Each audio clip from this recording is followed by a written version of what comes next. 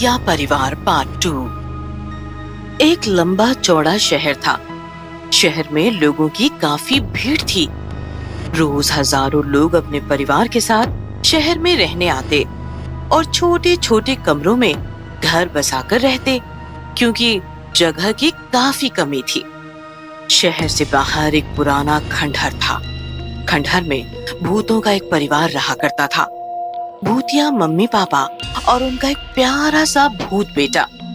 ये परिवार इंसानों को मारकर अपना पेट पालता था। मम्मी भूत और पापा भूत सुबह सुबह इंसानों की तलाश में शहर चले जाते और छोटा भूत बेटा सुनसान खंडहर में मकड़ी के जाले के साथ खेलता। भूत मम्मी पापा मिलकर एक दो इंसान शहर की भीड़ से उठाकर खंडहर लाते और फिर तीनों मिलकर उन इंसानों को पूरे दिन का भोजन बनाते। पापा मम्मी, मैं भी कल आपके साथ शहर चलूंगा। इस सुनसान खंडहर में मकड़ी के साथ खेल खेल कर मैं बहुत बोर हो गया हूँ। हाँ बेटा, जरूर चलना। तुम पागल हो गई हो? शहर में इतनी भीड़ है, लोगों को रहने की जगह नहीं है और साहिबजादे मनोरंजन करने शहर चलेंगे? कोई जरूरत नहीं, तुम यही खेलना, हम इंसान लेकर आएंगे।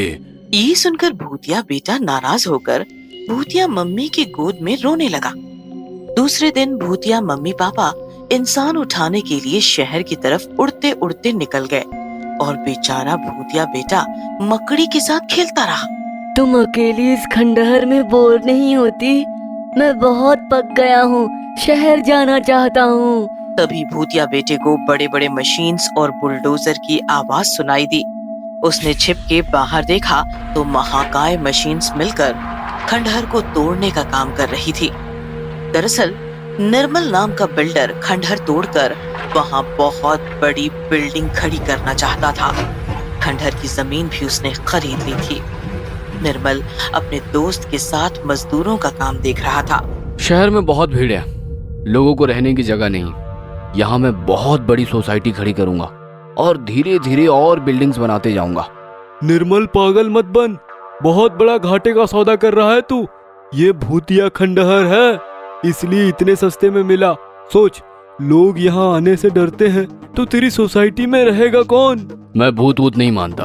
भूतिया बच्चा दिन भर बुलडोजर मशीन्स का काम एंजॉय करता रहा और रात में मम्मी पापा के आते ही उसने उन्हें सारी बात बता दी। पापा, बहुत बड़े बड़े मशीन्स थे, काम देखकर बहुत मजा आया।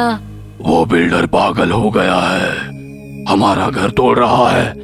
कल नाश्ते में उसकी मजदूर खाएंगे। फिर क्या, दूसरे दिन जैसे ही काम शुरू हुआ, पूरा परिवार भूतिया मजदूरों और मशीन्स के ड्राइवरों पर टूट पड़ा। उन्हें पकड़ने लगा। जो बच गए वो भागने लगे और जो पकड़े गए वो भूतों का खाना बने।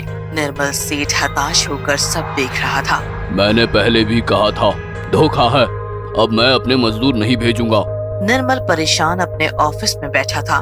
तभी उसकी सेक्रेटरी आकर बोली, सर, कोई भी हमारी सोसाइटी में फ्लैट बुक कराना नहीं चाहता, फिर तो प्रोजेक्ट बर्बाद हो जाएगा। नहीं लिली, मैं प्रोजेक्ट हर हाल में पूरा करूंगा। दूसरे दिन निर्मल खंडहर जाकर भूतों से मिला। अब क्यों आया है? माफी मांगने? नहीं, सौदा करने। कौन सा सौदा? देखिए, मुझे पता है तुम इंसान खाकर पेट पालते हो, उसके लिए शहर जाते हो बच्चे को घर में अकेला छोड़कर। सोचो, अगर इंसान खुद चलकर तुम्हारे पास आ जाए तो कैसा रहेगा? ये कैसे मुमकिन है? मैं खंडहर तोड़कर यहाँ बिल्डिंग बनाने वाला हूँ, फिर तो यहाँ लाखों लोग रहने आएंगे। मैं तुम्हें सोसाइटी में एक फ्लैट भी दे दूंगा। परिवार के साथ आराम से रहना और सोसाइटी के बाकी लोगों को खा जाना। हम तैयार हैं, बोलो क्या चाहते हो? देखो, काम जैसा चल रहा है चलने दो। सोसाइटी खड़ी होने तक जंगल चले जाओ, काम खत्म होते ही आ जाना।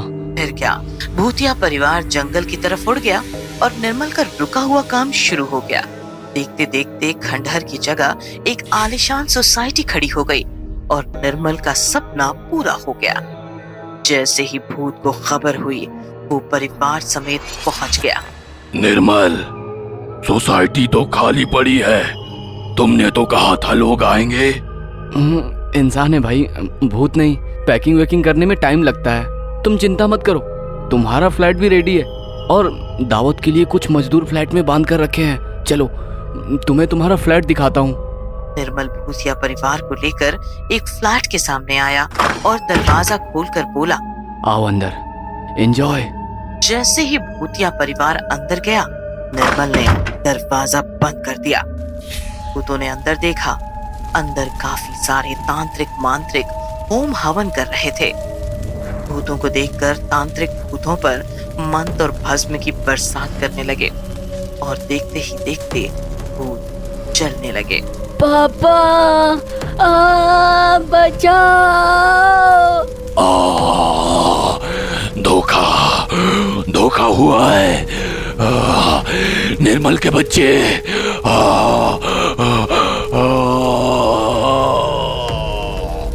तांत्रिकों ने भूतों को घेर लिया।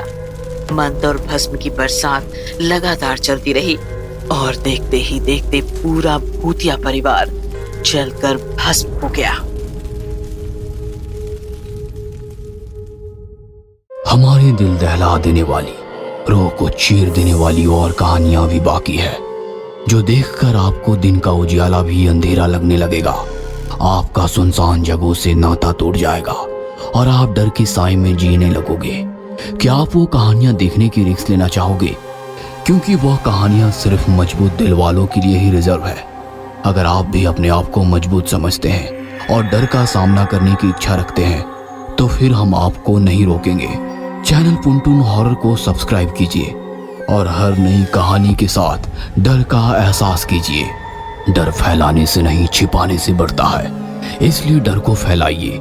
हमारी एक से बढ़कर एक हॉरर कहानियां अपने फट्टू दोस्तों के साथ शेयर कीजिए और उन्हें भी डर का डरावना एहसास दीजिए। डर बढ़ेगा नहीं तो घटेगा नहीं, इसलिए देखते रहिए और दोस्तों को दिखाते रहिए हॉरर का बाप पुनटून हॉरर।